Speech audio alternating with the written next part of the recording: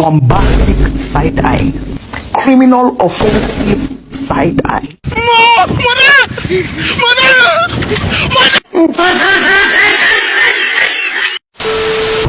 Halo, perkenalkan nama saya Aulia Amanda Sutawa, absen 7 dari kelas 11A. Halo, perkenalkan nama saya Fadil Maulana, absen 13 11A. Halo, perkenalkan nama saya Nora Sairanisa, nomor absen 27 dari kelas 11A. Halo, perkenalkan saya Kedua Redianti, nomor absen 17 dari 11A. Halo, perkenalkan nama saya Sadia Wahidewanti, nomor absen 36 dari kelas 11A. Halo guys, jadi kita sekarang berada di GPIB Immanuel atau Gereja Belenduk Semarang. Kalian pasti penasaran kan sejarah tentang gereja uniknya satu ini? Yuk ikuti terus perjalanan kami. Jadi hari ini kita berada di Gereja Protestan bagian Barat Indonesia, yaitu GPIB atau disebut dengan Gereja Belenduk. Kalian tahu gak sih sejarah Gereja Belenduk?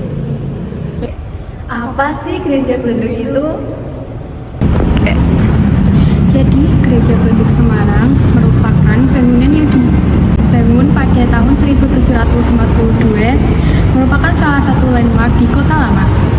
GPIB Immanuel Semarang sangat mudah dijangkau, apalagi lokasinya begitu terkenal, yaitu Kota Lama.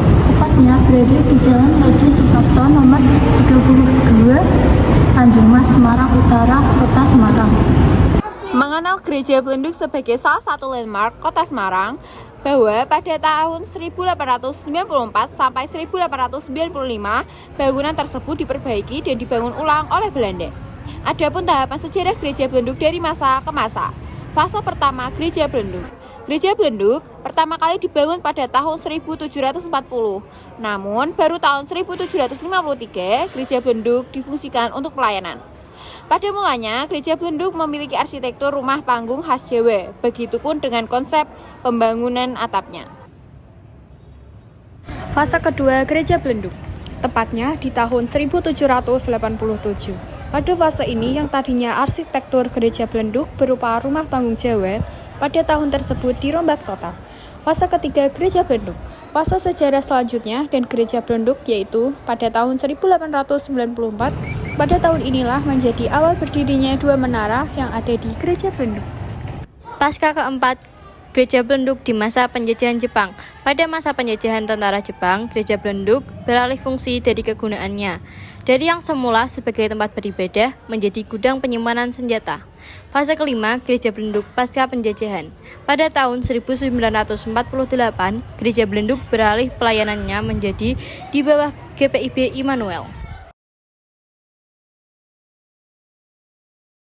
Dilihat dari arsitektur tradisional Jawa, hal tersebut menunjukkan perhitungan 4 arah kiblat mata angin yang memiliki pusat akibat persilangan garis-garis tersebut. Sedangkan tatanan ruang dalam bangunan Gereja Belenduk diletakkan memusat dengan bentuk denah menyerupai salib dan memiliki bentuk dasar segi 8.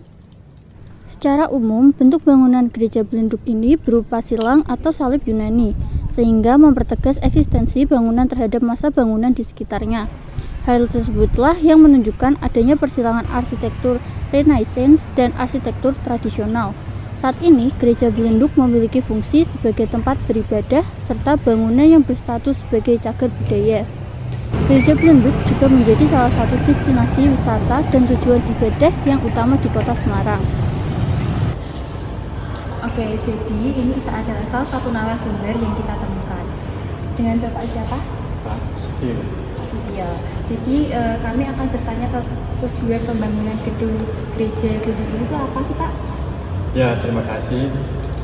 Tujuan pembangunan daripada Gereja Belenduk ini adalah suatu wadah untuk tempat ibadah bagi umat Kristen, khususnya Kristen Protestan, yaitu GPIB Gereja Protestan di Indonesia bagian Barat. Sudah itu Pak? Ya.